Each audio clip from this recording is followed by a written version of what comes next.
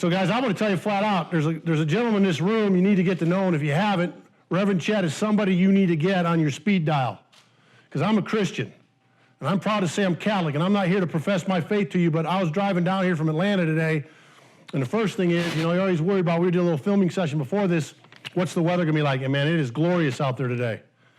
And I'm going to use words you might be surprised from, because you know what? My son's dead. My son is dead. And the reason I'm not here is because my son is dead. And I told myself not to get emotional today, but walking into this town, walking into this building, walking around you guys, I get emotional, because Philip, man, he loved Auburn. He could have gone anywhere in the country. He was one of the highest recruits in that class, I think. He was a captain 2 times. He MVP, I think, of the team his junior year when they went 8-5 as a tight end H-back. So I'm biased about tight end and H-backs. I've already told Coach Harsin I expect you to use a tight end more than Gus did. And Gus is my friend. He just should have used Philip more often. Philip graduated here with more touchdowns at the tight end position than anybody in this history of this program. But as I was driving down here today, I listened to a thing called GodTube. It's a 10-minute, it's a blog. It's awesome. You should listen to it. It's called GodTube. And they said a word today that came out of a very simple scripture passage. And God didn't make me smart enough to memorize scripture. They made guys like Chet to do that. So I don't go around memorizing a lot and touting, so I'm going to read it to you. But Romans 12:11 is very simple.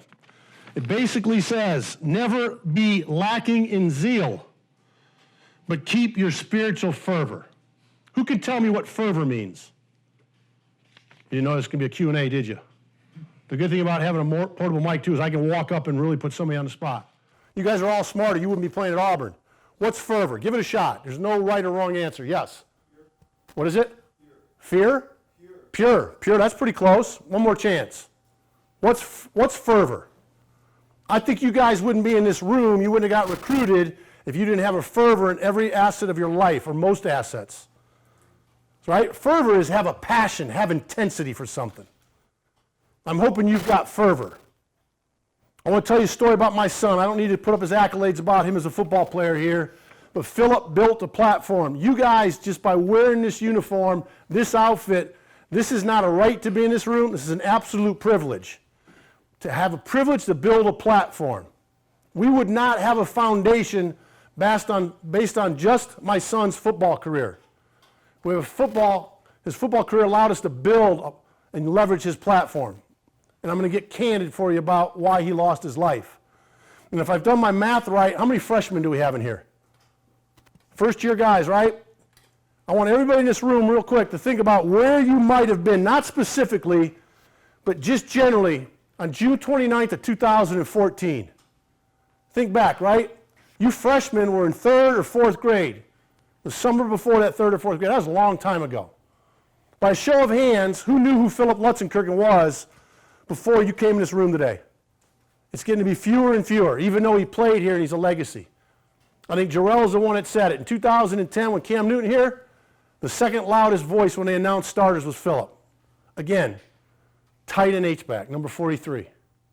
And it wasn't so much how he played the game, it was a combination of how he played the game with love and with smiling, but how he treated people, how he did things off the field. So I want you to go back. June 29th of 2014 was a beautiful Sunday morning. I came home from Catholic Mass with my wife, and 2 of my 2 girls were visiting us because they're all older now and they're living out separately. And everybody knows what a Post-it note is, right? Post-it notes were designed for males, right? Because you know what the male intellect is. It's an oxymoron. That probably went over your head, didn't it? It means we're not that smart all the time. So they created Post-it notes so guys like me could write passwords to Twitter and things like that so I can get back into my accounts. When we pulled in our driveway that day, and there was a Post-it note on our front door. And my wife saw it, and our girls saw it.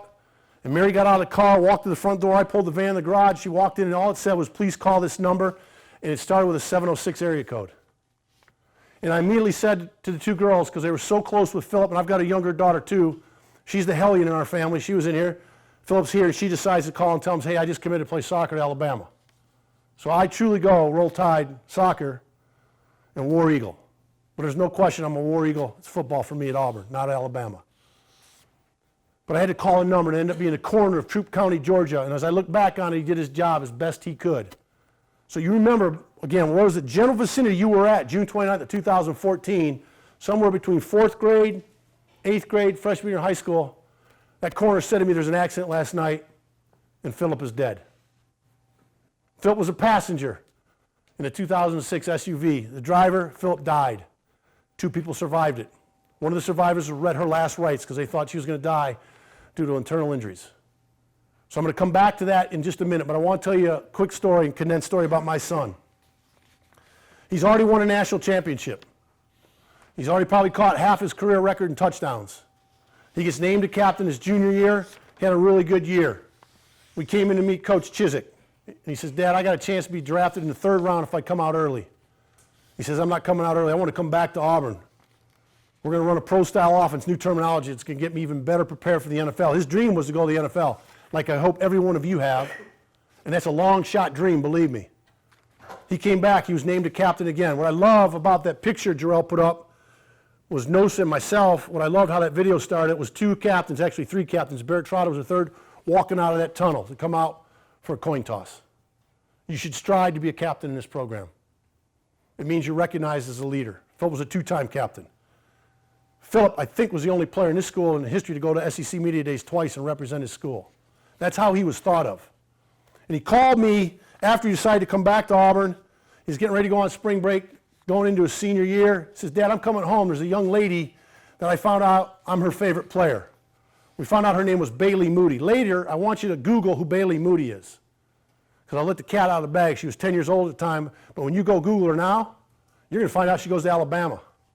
You're going to find out she's getting ready to go to Tokyo to play in the Olympics. That's how talented of an athlete she is. So Philip, to go to spring break in Destin, is about 3 hours one way. He was going to come 2 hours back to Atlanta out of the way. I said, what do you know about her? He goes, I don't know much, but we need to go meet her. She's struggling. I found out I'm her favorite player. So we went and met this beautiful little girl at a Starbucks. Philip was like you guys at the time. He was 6'4", 255. He was in great shape. He was in a polo shirt and shorts. It was cold out.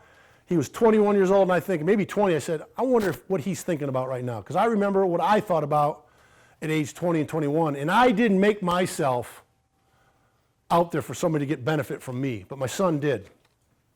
And I thought maybe his head was already at spring break. You know, guy, everybody loves spring break. Is he already thinking about what he's going to do when he meets up with his teammates for the next week?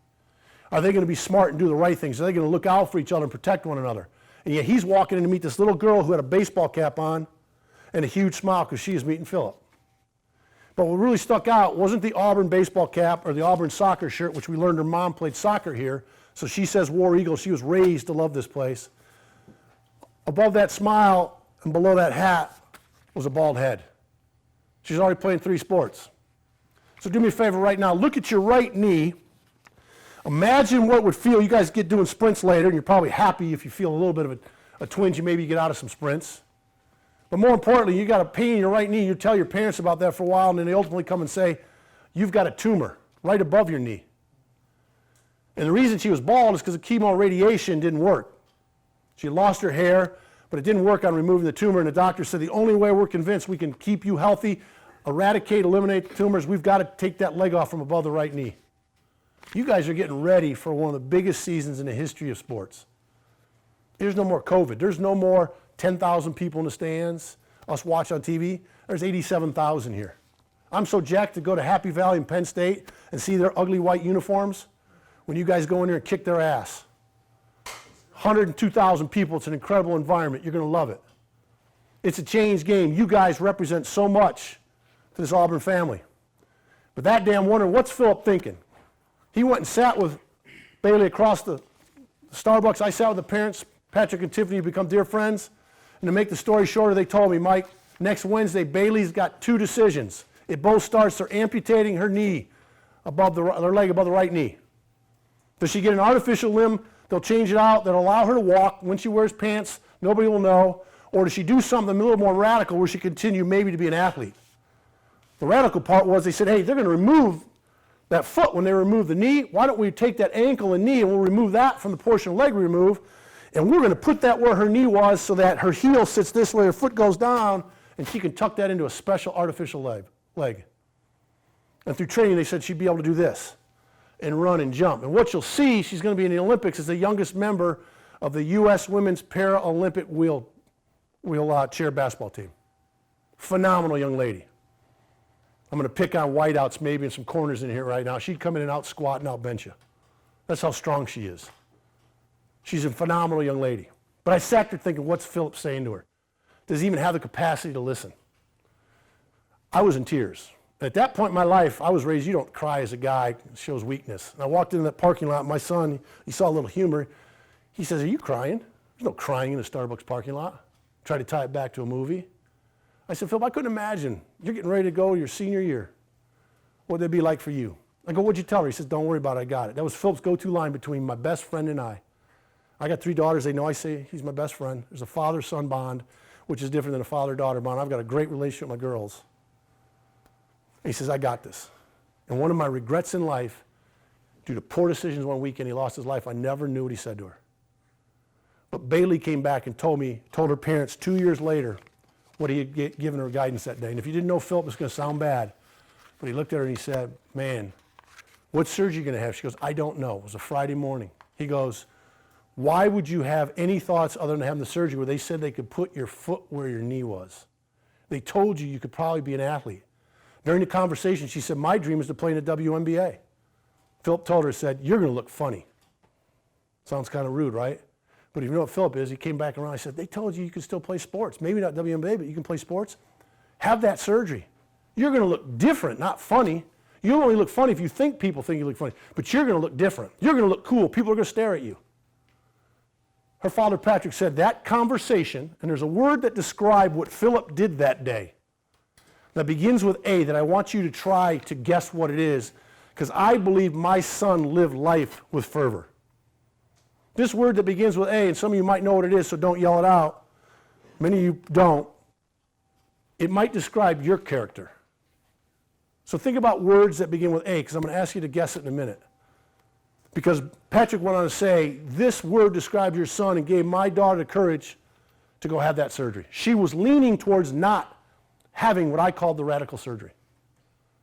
So what character word that begins with A might describe what Philip was that day to that girl? That might describe you if you look in the mirror? Give me an answer. I always get some clown in Alabama that yells out, Alabama.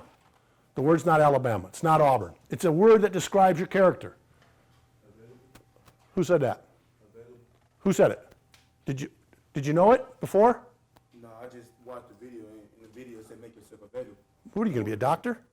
No. You're the only smart one in here. Look at you. What's your name? TD. TD Moultrie? Yeah. What position? Outside linebacker. You don't look tough enough to hit people, though. It's okay. It's okay? The word's available. So we've done a curriculum called 43 Lessons of Legacy. If you tell Jarrell you want a copy, I'll give him, every one of you, a copy of this. There'll be some people in that have written that you will know about. Bo Jackson. Some other people. Tim Hudson, Tom Rinaldi, Nick Saban, Gus Malzahn, Gene Chizik. Many you won't know about, but it's 43 words that we thought described Philip's character. And one word I had on the list that wasn't there was the word available. So think about that for a minute. That's a powerful word. I've got a set of parents whose oldest daughter was 10, had 3 little siblings. They had to deal with their daughter's dreams were crushed because she's got cancer. Nothing she chose. Nothing she had anything to do with. And my son, a football player at Auburn, who did a few good things on a football field, but did a lot of great things off a football field, simply went out of his way instead of heading to spring break, went 2 hours out of his way to make himself available to this young girl. And I found out after the fact, he made 5 separate trips from Auburn back to Atlanta as she was rehabbing. One time, it was for all of 10 minutes, they said. Another time, he stayed for like 2 hours. He would go over to Karen Hopper, the soccer coach, and get some soccer stuff that she could take. He could take and give it to her. He'd give her his muscle bands. He never even told us he was doing it. He just didn't brag about stuff like that. But he made himself available. He had a passion and an intensity to make somebody else feel important. It's easy for me to brag on him, but his friends would tell you when he walked up into a room, he made you feel special. So that word is available. I hope you will look in the mirror tonight and ask yourself, as an example, if I'm a whiteout in here and I'm going against DBs every single day, or I go out, I'm not on any special teams, if I walked into a special teams room or a DB room, would they tell me as a teammate I'm available? Or would they just kind of look at me and say, you're a teammate, you're a good teammate? Would they say you're available? And if you're not, you've got an opportunity to put fervor in your life, intensity, to become more available to people. You guys are earning a platform here at Auburn. But let me close with this before I turn it over to Jarrell. My son went up the road to LaGrange, Georgia after his NFL career didn't work out after one preseason. He was working in Montgomery, and at age 23, did some stuff that kids do. He was told, we're going to this farm, Philip, it's remote, we're not leaving, get there about 10 o'clock on Saturday, we're leaving at 5 on Sunday, bring what you want to eat and drink. Well, they must have started to drink, because at 2:30 in the morning, 4 of them decided to go out to the only 24/7 rural gas station open, because the driver had to get a can of dip. And I know he got the can of dip because the police made me read, or made me watch a video, him walking in to the store. He didn't look to stumble. I didn't hear any audio. He put his change and the money on, he got his can of dip, and he got in the car. Then he drove off at a 45-mile speed limit going 77 miles an hour. 3 of the 4 kids weren't wearing a seatbelt. They were speeding. They were drunk. And the driver had an option to come to a stop sign and go right or left. Behind it was a church with a shallow ravine. He missed the stop sign. The police report said this 2006 Chevy Tahoe went over, back end over the front end, rolled over the passenger side, rolled over the top, rolled over the other side, rolled over the bottom, through the air 450 feet. Philip was found 15 feet lying from the vehicle. And on page of this 8-page accident report, he's a stick figure with his name, Philip Lutzenkirchen, written in an arc above his head, and DOA by his feet for dead on arrival. And the driver was found as a stick figure bent, suspended in the air through a door, his broken door, as a stick figure. The one young man that got in the front right seat and did this, a 2-second habit, walked away with a concussion. So here's my analogy for you guys in football. I love talking to football teams, NFL, college, high school, because I know what happens. If you're not everybody touching the line on a sprint, and your badass strength coach says, do it again as a team, you don't politely walk up to the one guy that elects not to touch the line and say, hey man, touch the line. And then you run it again, he doesn't touch it again, the coach yells again, run it again. There's 115 guys getting running that sprint. Now it's more like, touch the damn line. Come on, touch the line. You get intense about it, you get fervor, because you don't want to run again.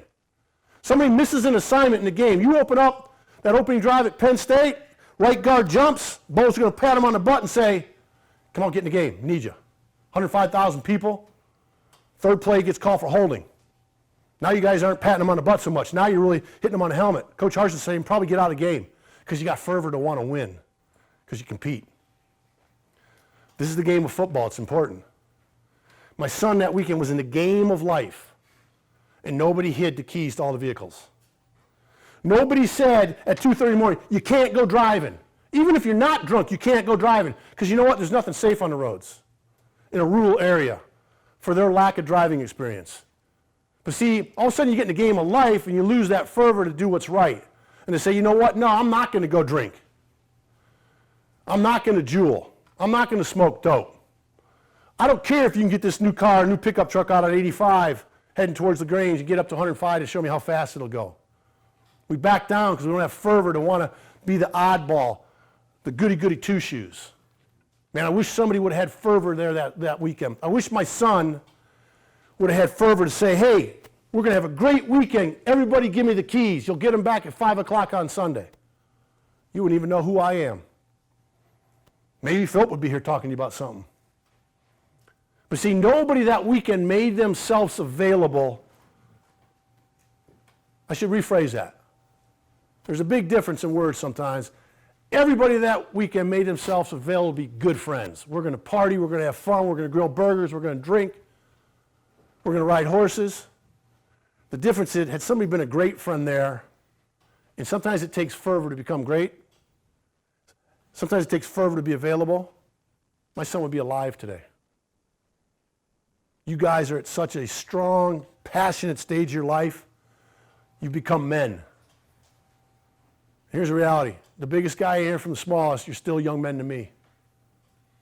bind together as a team, come together as a team, be available as a team to not only win on Saturdays, to not only win sprints during the week, win a scrimmage, win in the Auburn community by being available to your teammates first, to your school classmates, to this community, and have the fervor to do what's right. So Romans 12:11, right? Do not fail to have fervor. Live with fervor, spiritual fervor. I'll close with this. You will have a challenge while you're here. It's human nature. Chet Williams can help you with any challenge. A big brother, a shoulder to lean on. He's not always going to dump faith on you, spirituality, Christianity, but he's going to dump wisdom on you. He's going to help you get through this. There's guys in this room that are already having that fervor for faith that can help you. Enjoy where you're at in life and be available to your teammates.